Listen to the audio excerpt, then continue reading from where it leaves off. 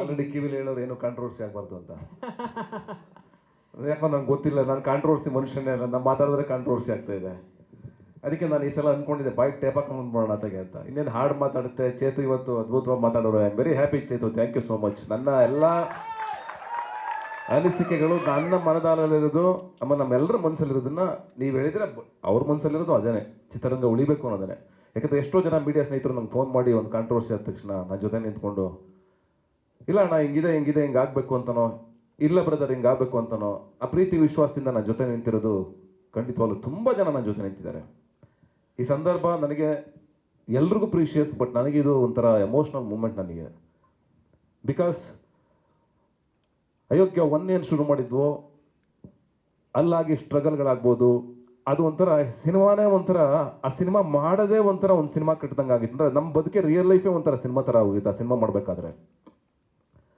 ಹೇಗೇನು ಅಯೋಗ್ಯ 2 ಬಂದಾಗ ನಾನು special thanks to ಮುನೇಗೌಡ್ರಿಗೆ ಹೇಳಲೇಬೇಕು. ಬಿಕಾಸ್ ಇಷ್ಟು ದೊಡ್ಡ ಹೊರೆನ ಹೊರೋದು ಮತ್ತು ಇಷ್ಟು ದೊಡ್ಡ ಬಜೆಟ್, ಯಾಕೆಂದರೆ ಇದರಲ್ಲಿ ಏನಂದರೆ ನಿಮಗೆ ಆರ್ಟಿಸ್ಟ್ಗಳು ತುಂಬಿದ್ದಾರೆ. ರವಿಶಂಕರ್ ಆಗ್ಬೋದು, ರಚಿತಾರಾಮ್ ಅವ್ರು ಆಗ್ಬೋದು, ಈ ಕಡೆ ಗಿರಿ, KR ಪೇಟೆ, ಸಾಧು ಕೋಕಿಲ್ ಅವರು, ಇನ್ನೂ ಹೊಸ ಆರ್ಟಿಸ್ಟ್ಗಳು ಎಂಟ್ರಿ ಆಗಿದ್ದಾರೆ ಸ್ಪೆಷಲ್ ಆಗಿ. ಕೆಲವರೆಲ್ಲ ಅಷ್ಟು ದೊಡ್ಡ ಬಜೆಟ್ ತೂಗೋದು ತುಂಬ ಕಷ್ಟ. ಒಂದೊಂದು ದಿವಸ 6 ರಿಂದ 7 ಕ್ಯಾರವನ್ನು ನಿಂತ್ಕೋಬೇಕು ಹಿಂಗೆ ಸಾಲಲ್ಲಿ. ಅಷ್ಟು ದೊಡ್ಡ ಬಜೆಟ್ ಸಿನಿಮಾ ಇದು. ಅದನ್ನೆಲ್ಲ ಹೊರೆಗಳನ್ನು ಹೊತ್ಕೊಂಡು ಒಬ್ಬ ಅಣ್ಣನ ಸ್ಥಾನದಲ್ಲಿ ನಿಂತ್ಕೊಂಡು ನಮ್ಮ ಜೊತೆಗೆ ಸಣ್ಣ ಪುಟ್ಟ ಜಗಳಗಳು, ಮನಸ್ತಾಪಗಳು ಏನೇ ಇದ್ರು ಎಲ್ಲ ನೆಗಲ ಮೇಲೆ ಹಾಕೊಂಡು ಒತ್ಕೊಂಡು ಬಂದು ಈ ಸಿನಿಮಾ ಚೆನ್ನಾಗಾಗುತ್ತೆ ಸರ್, ನಂಬಿ ನಂಬಿ ನಂಬಿ ನಂಬಿ ನಂಬಿ ಅಂತ ನಾವು ಹೇಳ್ತಾನೆ ಇದ್ವಿ ಪ್ರತಿ ಸಲ, ನಂಬಿ ಸರ್ ನಮ್ಮನ್ನ ಅಂತ. ಆ ನಂಬಿಕೆನ ನಾನು ಒಂದು ದಿವಸ ಇನ್ನ ರಿರೆಕಾರ್ಡಿಂಗ್ ಆಗಿರಲಿಲ್ಲ cinema, dubbing, thank you dubbing, ಅವನೇನು ಪಾಪ ಎಮೋಷನಲ್ ಆಗಿದೆ ನಂತರ, ಇರಲಿ.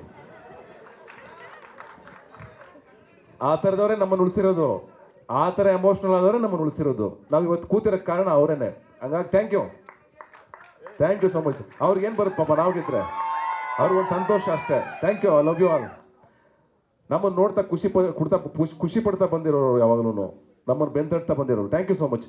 ಹಾಗೆ ನಾನು ಹೇಳ್ತಾ ಇದ್ದೆ, ಸಿನಿಮಾನ ನಾವು ಫೈನಲಿ ಒಂದು ದಿವಸ ತಗೊಂಡೋಗ್ಬಿಟ್ಟು ರಿರೆಕಾರ್ಡಿಂಗ್ ಆಗಿರಲ್ಲ, ಡಬ್ಬಿಂಗ್ ಆಗಿರಲ್ಲ, ಏನು ಕೇಳಿಸ್ತಾನೆ ಇರಲಿಲ್ಲ ಸಿನಿಮಾ, ಸರಿಯಾಗಿ ಅರೆ ಕೇಳಿಸ್ತಾ ಇತ್ತು. ಇಲ್ಲೇ ನಮ್ಮ ಪ್ರದೀಪು ಮತ್ತು ದೇವರಾಜು ಇಬ್ಬರು ಕೂತಿದ್ದಾರೆ, ಥ್ಯಾಂಕ್ ಯು ಸೋ ಮಚ್. ಮತ್ತು ಮುನೇಗೌಡರು, ಮತ್ತು ನಮ್ಮ ಅರ್ಚನಾ, ನಾನು, ಮಹೇಶ್, ಎಡಿಟ್ರು. TV ನಲ್ಲಿ ಸುಮ್ಮನೆ ಸಿನಿಮಾ ಹಾಕ್ಬಿಟ್ಟು ಅವತ್ತು ನಮ್ಗೆ ಅಗ್ನಿ ಪರೀಕ್ಷೆ. ಯಾಕೆಂದ್ರೆ ಮಾತು ಕೊಟ್ಟಿದ್ವಿ ನಿಮ್ಮ ಸಿನಿಮಾ ಸಖತ್ತಾಗಿ ತೆಗಿತೀವಿ ಅಂತ, ₹1 ವೇಸ್ಟ್ ಆಗ್ದಂಗೆ ಸ್ಕ್ರೀನ್ ಮೇಲೆ ತೋರಿಸ್ತೀವಿ ಅಂತ ಮಾತು ಕೊಟ್ಟಿದ್ವಿ. ನನಗೊಳಗಡೆ ನರ್ವಸ್ ಇತ್ತು ಸೀರಿಯಸ್ಲಿ, ಏನಾಗಿದೆಯೋ ಹೆಂಗಾಗಿದೆಯೋ ಸಿನಿಮಾ. ಯಾಕಂದ್ರೆ ನಾ ಫಸ್ಟ್ ಕಟ್ ನೋಡ್ತಾ ಇದ್ದೀನಿ, ಒಳಗಡೆ ಒಂದು ಭಯ ಇತ್ತು ನನಗೆ. ಯಾಕೆಂದರೆ ಎಲ್ಲದಕ್ಕೂ ಜವಾಬ್ದಾರಿಯಾಗಿ ನಿಂತಿದ್ದು ನಾನು ಮಹೇಶ್ ಇಬ್ಬರೇ, ಎಲ್ಲದಕ್ಕೂ ಉತ್ತರ ಕೊಡಬೇಕಾಗಿದ್ದು ನಾನು ಅವನಿಬ್ಬರೇ. ಯಾಕೆಂದರೆ ಇವ್ನು ನೋಡ್ತಿದ್ದು ಫಸ್ಟು ನನ್ನ ಮುಖ, ಆಮೇಲೆ ಅವನ ಮುಖ. ಎಲ್ಲದಕ್ಕೂ ನೀವು ಅಂತ ಬರ್ತಾಯಿತ್ತು ಅವ್ರು ಬೆರಳು, ಇರಲಿ ತಪ್ಪೇನಿಲ್ಲ ನೀವು ಮಾಡಿದ್ದೀರಾ ಅಂತ. ಬಟ್ ಒಂದು ಸಿನಿಮಾ ಬೇಕು, ಹೊರಲೇಬೇಕಲ್ಲ, ಏನು ಮಾಡ್ತೀರಾ? ಒಂದು ಒಳ್ಳೆ ಸಿನಿಮಾ ಬೇಕು, ಇಷ್ಟು ದೊಡ್ಡ ಬಜೆಟ್ ಸಿನಿಮಾ ಬೇಕು ಅಂತ ಹೊರಲೇಬೇಕಾಗುತ್ತೆ. ಆ ಜವಾಬ್ದಾರಿನ ಹೊತ್ಕೊಂಡ್ವಿ, ಅವತ್ತು ತೋರಿಸಿದ್ವಿ ಸಿನಿಮಾನ. ಖಾಲಿ ಸಿನಿಮಾ, ಮ್ಯೂಸಿಕ್ ಇಲ್ಲ, ಮಾತಿಲ್ಲ, ಸರಿಯಾಗಿ ಅರೆ ಮಾತುಗಳು. ಸುಮ್ಮನೆ ಕೂತಿದ್ದೆ ನಾನು ಅಷ್ಟು ಈಸಿಯಾಗಿ ನಗೋನಲ್ಲ. ನಾನು ನಗದು ಬೇಡ, ಫಸ್ಟ್ ಅವ್ರು ನಗ್ತಾರಾ ಇಲ್ವಾ ನೋಡೋಣ ಅಂತ ಕೂತಿದ್ದೆ. ಒಂದು 10-15 ನಿಮಿಷ ಆಯಿತು, ಯಾರು ನಗ್ತಾ ಇರಲಿಲ್ಲ. ಇನ್ನು ಎಲ್ಲೋ ಕನೆಕ್ಟ್ ಆಗ್ತಾ ಇಲ್ವ ಸಿನಿಮಾ, ಏನು ಗುರು ಇದು, ಓ ಅಂತ ಶುರುವಾಯ್ತು ನನಗೆ. ಫಸ್ಟೆಲ್ಲ ಸೀರಿಯಸ್ ಎಪಿಸೋಡ್ ಬರುತ್ತೆ, ಅದಾದ ಮೇಲೆ ನಾವ್ಯಾರೂ ಕಂಟ್ರೋಲ್ ಮಾಡೋಕ್ಕಾಗಲಿಲ್ಲ. ನನ್ನ ಸಮೇತ ಅಷ್ಟು ಜನ, 7 ಜನ ಇದ್ವಿ ಒಳಗಡೆ, 70 ಜನ ಥರ ನಗಕ್ಕೆ ಶುರು ಮಾಡಿದ್ರು. ಸಿನಿಮಾ ಮುಗೀತು, ಮುಗಿದಿದ್ದೇ ಗೊತ್ತಾಗಲಿಲ್ಲ. 2 ಗಂಟೆ 45 ನಿಮಿಷ ಸಿನಿಮಾ ಇನ್ನೂ ಟ್ರಿಮ್ ಮಾಡಿರಲಿಲ್ಲ, ತೋರಿಸಿದ್ವಿ. ಒಂದೇ ಮಾತಾಡಿದೆ, ನಿಮ್ಮ ನಂಬಿಕೆ, ನಿಮ್ಗೆ ಕೊಟ್ಟ ಹಣ 2 ಸ್ಕ್ರೀನ್ ಮೇಲೆ ಉಳಿಸಿದ್ದೀವಿ ಸರ್. ಅದರಲ್ಲಿ ಏನಾದ್ರು ಮೋಸ ಮಾಡಿದರೆ ಜನ ಬಂದು ನಮ್ಗೆ ಹೇಳಿದ್ರೆ ಖಂಡಿತವಾಗ್ಲೂ ನೀವು ಸಾಯೋವರೆಗೂ ನೀವು ಹೇಳ್ದಂಗೆ ಕೇಳ್ತೀವಿ ಅಂತ. ಆ ನಂಬಿಕೆನ ಉಳಿಸ್ಕೊಂಡು ಮುನೇಗೌಡರು 100 ಚಿತ್ರ ಮಾಡುವಂಥ ಆಸೆ ಇಟ್ಕೊಂಡಿರೋರು, ಅವ್ರು ಗೆಲ್ಲಬೇಕು. ಅವ್ರು ಒಂದು ಮಾತು ಹೇಳಿದ್ರು, ಸರ್ 80% ಬರಲಿ ಸಾಕು, ಹಾಕಿರೋ ಬಂಡವಾಳ ಅಲ್ಲ, ಬರೀ 80% ಬರಲಿ ಸಾಕು, ನಾನು ಇನ್ನೂ ಗಾಂಧಿನಗರದಲ್ಲಿ ಮುದ್ಕೊಟ್ಟು 100 ಸಿನಿಮಾ ಮಾಡ್ತೀನಿ ಸರ್ ಅಂತ ಹೇಳಿದ್ರು. ಅಂಥ ನಿರ್ಮಾಪಕರು ಉಳಿಬೇಕು ಅನ್ನೋದೇ ನಮ್ಮ ಆಸೆ. ಹಾಗೆ ಮಹೇಶ ನನ್ನ ಬಗ್ಗೆ ಭಾಳ ಪ್ರೀತಿ ಇಟ್ಕೊಂಡಿರುವಂಥ ಗೆಳೆಯ, ನಮ್ಮ ಮನೆ ಹುಡುಗ ಅಂತ ಹೇಳ್ಬೋದು. ಆ್ಯಂಡ್ ಈ ಸಿನಿಮಾನ ಅಷ್ಟು ಪ್ರೀತಿಯಿಂದ, ಏನಕ್ಕೆ ಆ ಮಾತು ಹೇಳಿದೆ ನಾನು ಅಂದರೆ, ಈಗಿನ ಪರಿಸ್ಥಿತಿ ಕನ್ನಡದಲ್ಲಿ ಏನಾಗ್ಬಿಟ್ಟಿದೆ ನೋಡ್ತಾ ಇದ್ದೀರಲ್ವ, ಅದಕ್ಕಾಗಿ ನಾನು ಅವ್ರಿಗೆ ಆ ಮಾತು ಹೇಳಿದೆ. ಏನಕ್ಕೆಂದರೆ ಈ ಸಿನಿಮಾ ಅವರು ಪಟ್ಟಿರೋವಂಥ ಕಷ್ಟ, ಇವರು ಎಫೆಕ್ಟ್ ಹಾಕಿರೋವಂಥ ಈ ಸಿನಿಮಾ ಮೇಲೆ ಅದನ್ನು ಆ ರೀತಿ ತೆಗೆದಿದ್ದಾರೆ.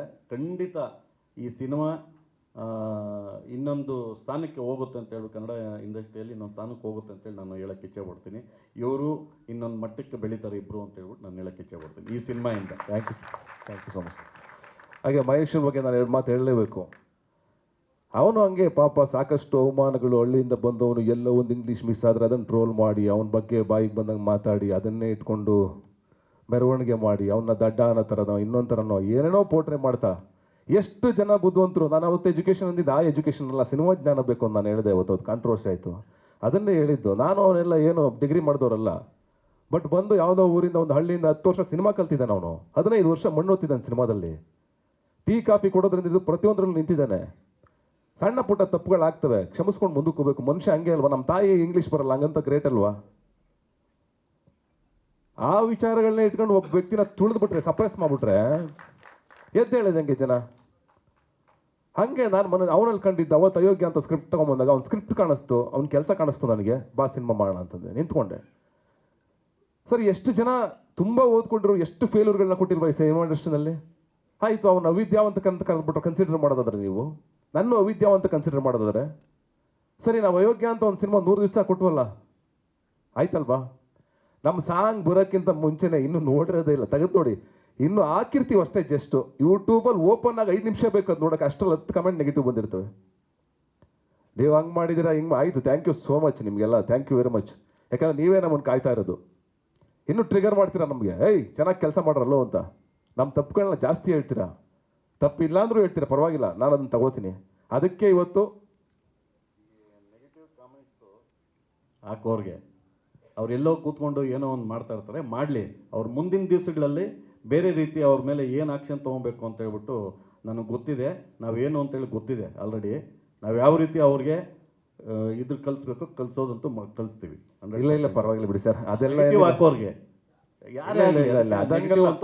ಸರ್ ಅವ್ರು ಇರೋದ್ರಿಂದನೇ ನಮಗೆ ಏನಂದ್ರೆ ಅದು ಪ್ರೋತ್ಸಾಹ, ನಾವು ಕಲಿತಾ ಹೋಗ್ತೀವಿ. ಆ ನೆಗೆಟಿವ್ ಕಮೆಂಟ್ಸ್ಗಳು ಬರೋದ್ರಿಂದನೇ ನಾವು ಚಾರ್ಜ್ ಆಗೋದು, ಇನ್ನೂ ಬೆಟರ್ಮೆಂಟ್ ಮಾಡೋಕ್ಕಾಗೋದು, ಇನ್ನೂ ಚೆನ್ನಾಗಿ ಮಾಡೋಕ್ಕಾಗೋದು.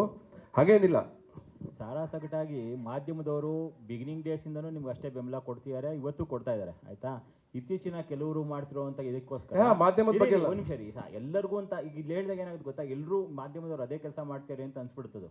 ಓಕೆನಾ, ಕೆಲವರು ಆ ಕೆಲಸ ಮಾಡ್ತಿದ್ದಾರೆ.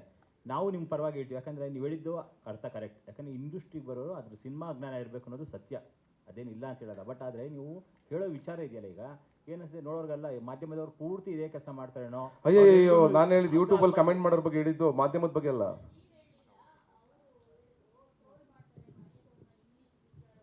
ಇಲ್ಲ ನಾನು ಹೇಳ್ತಾ ಇರೋದು ಮಹೇಶ್ ಅವರನ್ನ ಇಂಗ್ಲಿಷ್ ವಿಚಾರವಾಗಿ ಅಂತ ಯಾವುದೇ ಮಾಧ್ಯಮದಲ್ಲೂ ಮಹೇಶ್ ಅವರನ್ನ ಇಂಗ್ಲಿಷ್ ವಿಚಾರವಾಗಿ ಟ್ರೋಲ್ ಮಾಡಿಲ್ಲ. ಅವ್ರು ಹೆಚ್ಚು ಇಷ್ಟಪಡೋ ಡಿಜಿಟಲ್ ಅವರೇ ತುಂಬಾ ಅವ್ರನ್ನ ಟ್ರೋಲ್ ಮಾಡಿರೋದು, ಟ್ರೋಲ್ ಪೇಜ್ಗಳೇ. ಎಕ್ಸಾಕ್ಟ್ಲಿ ನಾನು ಅದೇ ಹೇಳಿದ್ದು ಮಂಗಳ, ನಾನು ಮಾಧ್ಯಮ ಸೇರ್ಸೇ ಇಲ್ವಲ್ಲ. ಯೂಟ್ಯೂಬರ್ಸ್ ಡಿಜಿಟಲ್ ಅವರು ಟ್ರೋಲ್ ಪೇಜಸ್ಗಳು ಅಂತ ಕಂಪ್ಲೀಟ್ಲಿ ಮೆನ್ಷನ್ ಮಾಡ್ಬಿಟ್ಟು ಹೇಳಿ. ಯಾಕಂದ್ರೆ ಎಲ್ಲಿ ನೋಡಿದ್ರು ಯಾರೇ ಆಯ್ತು, ನೀವಂತಾನೆ ಅಲ್ಲ ಸರ್, ಎಲ್ಲ ಸ್ಟಾರ್ಗಳು ಮಾಧ್ಯಮ ಅಂತಾನೆ ಬೈದಿರ್ತಾರೆ. ಬೇರೆಯವ್ರು ಮಾಡೋ ಕೆಲ್ಸಕ್ಕೆ ನಾವ್ಯಾಕೆ ಬೈಸ್ಕೋಬೇಕು? ಜರ್ನಲಿಸಂ ಮಾಡ್ಕೊಂಡು ಬಂದಿರೋದು, ಯಾವ್ದೋ ಬೇರೆ ಬೇರೆ ಕೆಲ್ಸಗಳು, ಜರ್ನಲಿಸಂ ಓದ್ದೆ ಬಂದಿಲ್ಲ. ನಾವ್ ಯಾವ್ದು ಹಾಕ್ಬೇಕು ಯಾವ್ದು ಹಾಕ್ಬಾರ್ದು ಅಂತ ನಮಗ್ ಚೆನ್ನಾಗಿ ಗೊತ್ತು. ಈವನ್ ಮಹೇಶ್ ಗೌಡ ಅವರು ಇಂಗ್ಲಿಷ್ ತಪ್ಪಾಗಿ ಮಾತಾಡಿರೋದು ನಮ್ಮ ಸ್ಯಾಟಿಲೈಟ್ ಚಾನಲ್ಗೆನೆ, ನಾನು ಇಲ್ಲ ಅಂತ ಹೇಳಲ್ಲ. ಅದನ್ನ ಇಟ್ಕೊಂಡು ಟ್ರೋಲ್ ಮಾಡಿರೋದು ಟ್ರೋಲ್ ಪೇಜಸ್ಗಳು, ನಾವಲ್ಲ. ಓ ಮಂಗಳ, ನೀವು ನಂಗೆ ಗೊತ್ತಿಲ್ಲಮ್ಮ ನಿಮ್ ಚಾನಲ್ ಮಾತಾಡಿರೋದು ಅಂತ. ಅಲ್ಲ ಒಂದ್ ನಿಮಿಷ, ನಾನು ಇಲ್ಲ ನಾನು ಕ್ಲಾರಿಫಿಕೇಶನ್ ಕೊಡ್ತೀನಿ. ಅದನ್ನ ನಾವು ಈಸಿಯಾಗಿ ತಗೋಬೇಕು. ಏನ್ ಗೊತ್ತಾ, ನಾವೇ ತಮಾಷೆ ಮಾಡಿದೀವಿ, ನಮ್ಮನ್ನ ನಾವೇ ಈಗ ಒಂದು ನಿಮ್ಗೆ ಹೇಳ್ತೀನಿ. ಫಾರ್ ಎಕ್ಸಾಂಪಲ್, ನೆನ್ನೆ ಒಂದು ವಿಡಿಯೋ ಮಾಡಿದ್ದು ಬಿಡಕ್ಕಾಗಲಿಲ್ಲ ನಮಗೆ, ಸುಮ್ಮನೆ ಒಂದು ಮಾತಾಡ್ತೀನಿ ತಗೊಳ್ಳಿ. ಅದನ್ನ ಹೇಳ್ಬಿಡ್ತೀನಿ ಇಲ್ಲಿ ನಿಮ್ಮ ಎಕ್ಸಾಂಪಲ್ಗೆ. ನಮ್ಮನ್ನ ನಾವ್ ಹೆಂಗ್ ಕಾಲ ಹೇಳ್ಕೋತೀವಿ ಅಂತ. ನಾವು ಗ್ರೇಟ್ ಅಲ್ಲ, ಈ ಪ್ರಪಂಚದಲ್ಲಿ ಯಾರು ಗ್ರೇಟ್ ಅಂತ ನಾನು ನಂಬಲ್ಲ, ಎಲ್ಲರೂ ಸಾಮಾನ್ಯರೇ. ಕುವೆಂಪು ಅಂತ ಏನು ಹೇಳಿದ್ದಾರೆ, ಇಲ್ಲಿ ಯಾರು ಮುಖ್ಯರಲ್ಲ ಯಾರು ಮುಖ್ಯರಲ್ಲ ಅಂತ. ನಾವು ಇಲ್ಲಿ ಕೂತಿದ್ದೀವಿ, ನಾನು ಹೀರೋ ಆಗಿ, ಅದು ಹೀರೋ ತೆರೆ ಮೇಲೆ ಅಷ್ಟೇ, ನಾಟ್ ಆಫ್ ಸ್ಕ್ರೀನ್. ನಾನು ಮನುಷ್ಯ, ಬೆಳಿಗ್ಗೆ ಬಂದರೆ ನಮ್ಮ ಮನೆ ಹತ್ರ ಪಂಚೆ ಹಾಕೊಂಡು ಬನ್ನೇನು ಹಾಕೊಂಡು ನಿಂತಿರ್ತೀನಿ. ನಾನು ಯಾವ ತಲೆ ಮೇಲೂ ಕಿರೀಟ ಹಾಕೊಂಡು ನಿಂತ್ಕೊಳ್ಳಲ್ಲ. ನಾನು ಬೆಳಿಗ್ಗೆ ಬಂದು ನೋಡಿ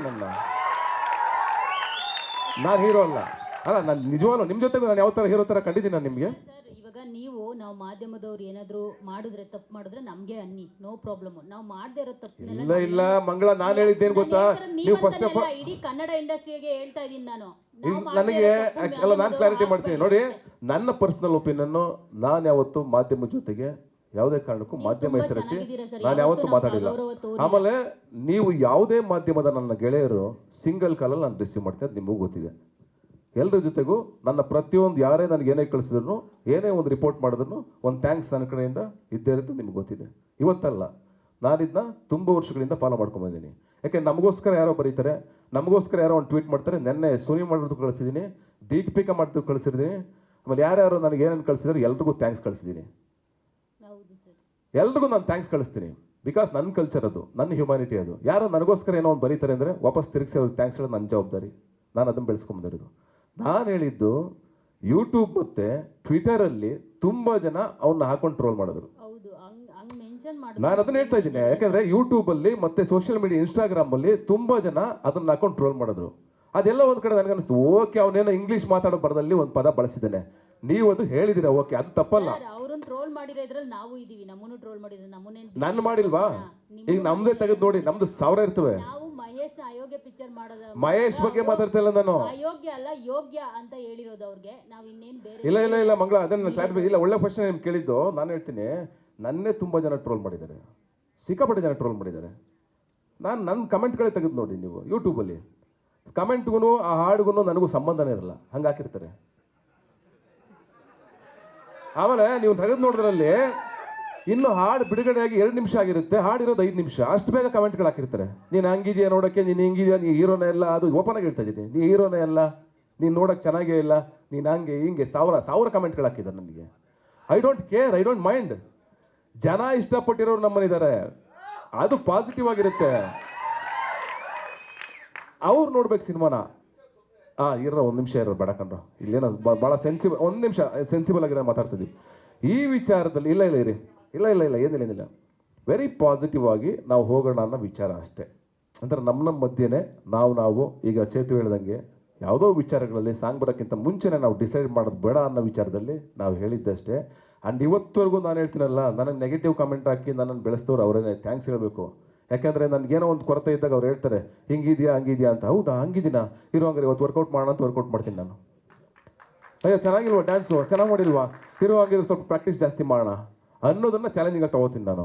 ಇವನ್ ಸಂತು ಮಾಸ್ಟ್ರು ನನಗೆ 15 ದಿವಸ ಹಾಕೊಂಡು ರುಬ್ಬಿದ್ರು. ನಿಮಗೆ ಗೊತ್ತು, ನಾನು ಬರ್ತಾ ಏನು ಡ್ಯಾನ್ಸರ್ ಅಲ್ಲ, ಡ್ಯಾನ್ಸ್ ಕಲ್ತವನಲ್ಲ. ಅವ್ರೇನೋ ಬರೆಯೋದ್ರಿಂದ, ಚೇತು ಏನೋ ಬಿಲ್ಡಪ್ ಕೊಟ್ಟು 4 ಲೈನ್ ಬರೆಯೋದ್ರಿಂದ, ಮಹೇಶ ಏನೋ ನನಗೊಂದು ಶಾರ್ಟ್ ಹೇಳ್ತಿದ್ದ, ಸರ್ ಎದೆ ಸೀಳ್ಬೇಕು ಸರ್, ಹಿಂಗೆ ತೆಗೀರಿ ಸರ್ ಶರ್ಟು, ಅಲ್ಲಿ ಕಾಣಿಸ್ಬೇಕು ಸರ್ ಲೈನು ಅನ್ನೋನು. ಪ್ರತಿ ಶಾರ್ಟ್ಗೂ ಹೇಳೋದು ಬಂದು ನನಗೆ, ಹಿಂಗೆ ಬರಲೇಬೇಕು ಸರ್, ಹಿಂಗೆ ಬನ್ನಿ ಸರ್ ಅಂತ. ಅದು ಅವ್ರ ಪ್ರೀತಿ. ನಾನು ಯಾವಾಗಲೂ ಹಂಗೆ ಇದ್ದವನಲ್ಲ ಬದುಕಲ್ಲಿ, ಅದಷ್ಟೇ. ಇಲ್ಲಿ ನಿಮ್ಮ ಬಗ್ಗೆ ಅವ್ರ ಬಗ್ಗೆ ನೋ, ಯಾಕೆ ದ್ವೇಷ? ನಾವು ಹೇಳೋದು ಒಂದೇ, ಎಲ್ಲರಲ್ಲೂ ಪ್ರೀತಿ ಕಾಣ್ಬೇಕು, ನಾವು ಪ್ರತಿಯೊಬ್ಬರಲ್ಲೂ ಪ್ರೀತಿ ಕಾಣಬೇಕು ಅನ್ನೋದು ನಂದಷ್ಟೇ. ಬಿಟ್ಟರೆ ನಾಟ್ ಟಾರ್ಗೆಟ್ ಹಂಗೆ ಅನ್ಕೋಬಿಡಿ. ಚೇತನ್ ಅವ್ರು ಹೇಳಿದ್ರು, ನಾವೇನಾದ್ರು ತಪ್ಪು ಮಾಡಿದ್ರೆ ಸೈಡಿಗೆ ಕರೆದು ಅವ್ರಿಗೆ ಬುದ್ಧಿ ಖಂಡಿತವಾಗ್ಲೂ ಅಂತ. ನಾವು ಏನಾದ್ರು ತಪ್ಪು ಮಾಡಿದ್ರೆ ನೀವು ನಮ್ಮನ್ನ ಸೈಡಿಗೆ ಕರೆದು ಬುದ್ಧಿ ಹೇಳಿ ಹಂಗಂತ ಹೇಳ್ಬಿಟ್ಟು ಪ್ರೆಸ್ ಮೀಟಲ್ಲಿ ನಮಗೆ ಆಗೋ ಇದು ಮಾಡಬೇಡಿ ಅಷ್ಟೇ. ಯಾಕಂದ್ರೆ ನಮಗೆ ಮಾಧ್ಯಮನೇ ನಮ್ಗೆ ಅನ್ನ ಕೊಡೋದು ದೇವರು ಅಷ್ಟೇ ಅಂತ ನನ್ನ. 100% ರೈಟ್, ನೀವು ಹೇಳಿದ್ದನ್ನು ನಾನು ಅಕ್ಸೆಪ್ಟ್ ಮಾಡ್ತೀನಿ, ಅದರಲ್ಲೇನಿಲ್ಲ. ಮಂಗಳಮ್ಮ ಹೆಂಗಾಯ್ತವೆ ಅಂದರೆ, ಕೆಲವೊಬ್ರು ಕಮೆಂಟ್ ಹಾಕ್ಬಿಟ್ಟಿರ್ತಾರೆ, ಅವ್ರು ತುಂಬ ಓದ್ಕೊಂಡಿರೋರೇ ಇರ್ತಾರೆ.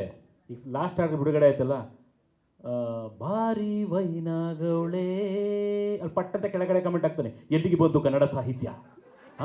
ಹೆಣ್ಮಕ್ಳನ್ನ ವೈನಾಗವಳೆ. ವೈನು ಅಂದರೆ ಎಣ್ಣೆ ಅಲ್ಲ ಕಣೋ, ವೈನಾಗವಳೆ. ನಮ್ಮ ಮಂಡ್ಯ ಲ್ಯಾಂಗ್ವೇಜಲ್ಲಿ ವೈನಾಗವಳೆ, ತುಂಬ ಚೆನ್ನಾಗವಳೆ, ಮುದ್ದಾಗವಳೆ. ಹಂಗೆ ಗೊತ್ತಿಲ್ದಿರೋರು ಕಮೆಂಟ್ ಹಾಕ್ರಿ, ಏನು ಮಾಡೋಣ? ಅಲ್ಲಿ ಕನ್ನಡ ಸಾಹಿತ್ಯಕ್ಕೂ ವೈನಾಗವಳೆ ಅನ್ನೋದಕ್ಕೂ ಎಲ್ಲಿಗೆ ಸಂಬಂಧ? ಸೊ ಈ ಥರದವರೆಲ್ಲ ಶುರುವಾಗ್ಬಿಟ್ಟವ್ರೆ. ಮತ್ತೆ ಏನು ನಾವು ಹೇಳಿದ್ದು ಆ ಥರದ್ದಷ್ಟೇ ಹೇಳಿದ್ದು, ಇನ್ನೇನಲ್ಲ. ನೀವು ಅದು ಯಾರಿಗೂ ಇಲ್ಲಿ ಪರ್ಸನಲ್ ಅಲ್ಲ. ಇಲ್ಲ, ಅವನು ಉಡುಪಿ ಹುಡುಗ ಅದು ಕಮೆಂಟ್ ಹಾಕಿದ್ದು, ನಾನು ಟ್ರೇಸ್ ಮಾಡಿ. ನಾನು ಇನ್ನು ಮುಂದೆ ಪ್ರೆಸ್ ಮೀಟಿಗೆ ಬಂದರೆ ಮಾತಾಡಲ್ಲ. ಯಾಕೆಂದರೆ ನಾನು ಏನು ಮಾತಾಡಿದ್ರು ಕಾಂಟ್ರವರ್ಸಿ ಆಗುತ್ತೆ. ಇನ್ನು ಮುಂದೆ ನಾನು ಮಾತಾಡಲ್ಲ. ನನಗೆ ಮನೇಲೂ ಹೇಳಿ ಕಳಿಸಿದ್ರು, ನೀವು ಮಾತಾಡ್ಬಿಡಿ ಜಾಸ್ತಿ, ನಗ್ನಾಗ್ತಾ ಇರಿ ಅಂತ. ಆದರೂ ನಾನು ಏನೋ ಮಾತಾಡೋಕೆ ಹೋಗಿ ಇನ್ನೇನೋ ಆಯಿತು. ಇಲ್ಲ, ಹುಡುಗ ಕಾಲ್ ಮಾಡಿ ನಾನು ಕೇಳಿದೆ, ಯಾಕಪ್ಪ ನಿನಗೆ ಕೆಟ್ಟ ಸಾಹಿತ್ಯ ಅಂತ ಹಾಕಿದ್ಯಾ ಅಂತ ಕೇಳಿದೆ. ಅವ್ನು ಹೇಳಿದಿಲ್ಲ ಅಣ್ಣ, ವೈನ್ ಅಂತೆಲ್ಲ ಬರೆದ್ಬಿಟ್ಟಿದ್ದೀರ ನೀವು ಹೆಣ್ಮಕ್ಳಿಗೆ ಅಂದರೆ. ಅಲ್ಲಪ್ಪ, ವೈನಾಗವಳೆ ಅಂದರೆ ಸುಂದರವಾಗಿದ್ದಾಳೆ ಅಂತ ಗೆಳೆಯಂಗೆ ಹೇಳಿದೆ. ಡಿಸ್ಟರಿ ಎಲ್ಲ ಪದಗಳು ಗೆಳೆಯ ಕಳಿಸ್ಕೊಟ್ಟ, ನಾನು ಸ್ಕ್ರೀನ್ಶಾಟ್ ಕಳಿಸ್ದೆ. ಅಣ್ಣ ಸಾರಿ ಅಣ್ಣ, ಅದು ನಾನು ತಪ್ಪು ತಿಳ್ಕೊಂಡೆ ಅಂತ ಹೇಳಿದೆ. ಈ ಥರ ಗೊತ್ತಿದ್ದ ಕಮೆಂಟ್ ಹಾಕಿರ್ತಾರೆ. ನಾವು ಸಾಂಗ್ ಬಗ್ಗೆ ಹೋಗೋಣ, ಸಾಕು ಇನ್ಮೇಲೆ ದಯವಿಟ್ಟು ಅಷ್ಟೇ. ಇನ್ನೇನಾದರೂ ಇದ್ದರೆ ಸಾಂಗ್ ಬಗ್ಗೆ ಕೇಳಿ please. Thank you. And song ನೋಡಿದ್ದೀರಾ, ನಿಮಗೆ ಗೊತ್ತಿದೆ ಹೆಂಗೆ ಬಂದಿದೆ ಅಂತ, ನೀವು ಹೇಳಿ. ಅಫ್ಕೋರ್ಸ್ ಬಹುಶಃ ಎಲ್ಲರ ಪ್ರಶ್ನೆಗೆ ಉತ್ತರ ಆಯಿತು ಅಂತ ಅನ್ಸುತ್ತೆ. Thank you so much. ಕಡೆದಾಗಿ ನಾನು ಥ್ಯಾಂಕ್ಸ್ ಹೇಳ್ಬಿಡ್ತೀನಿ ರೀ, ಎಲ್ರಿಗೂ ಥ್ಯಾಂಕ್ಸ್ ಹೇಳ್ಬೇಕಲ್ಲ ಪಾಪ. ನಮ್ಮ ಸಿನಿಮಾಟೋಗ್ರಫರ್ ವಿಶ್ವ ಅವ್ರಿಗೆ ಥ್ಯಾಂಕ್ ಯು ವಿಶ್ವ, ತುಂಬ ಚೆನ್ನಾಗಿ ಎಫರ್ಟ್ ಹಾಕಿದ್ದೀರಾ. ದೀಪಕ್ ಸರ್ ಮತ್ತು ಪ್ರಭು ಅವರಿಗೆ ಥ್ಯಾಂಕ್ ಯು ಸೊ ಮಚ್ ಬಂದಿದ್ದಕ್ಕೆ. ಆ್ಯಂಡ್ ಪ್ರತಿಯೊಬ್ಬ ನನ್ನ ಮಾಧ್ಯಮ ಮಿತ್ರ ಗೆಳೆಯರಿಗೆ ಎಲ್ಲರೂ ಸಮಯ ಮಾಡ್ಕೊಂಡು ಬಂದಿದ್ದಕ್ಕೆ ಥ್ಯಾಂಕ್ ಯು. ತುಂಬ ಜನ ಬಂದಿದ್ದೀರಿ ಇವತ್ತು. ಆ್ಯಂಡ್ ಮೇಲ್ಗಡೆ ಇರುವಂಥ ಎಲ್ಲ ಹುಡುಗರುಗಳಿಗೆ, ಫ್ಯಾನ್ಸ್ಗಳಿಗೆ ಥ್ಯಾಂಕ್ ಯು ಸೊ ಮಚ್. ಎಲ್ಲರೂ ಥ್ಯಾಂಕ್ ಯು, ಥ್ಯಾಂಕ್ ಯು.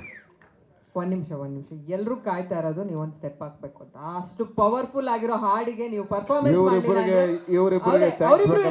ಅವರಿಬ್ರು ಇರ್ತಾರೆ.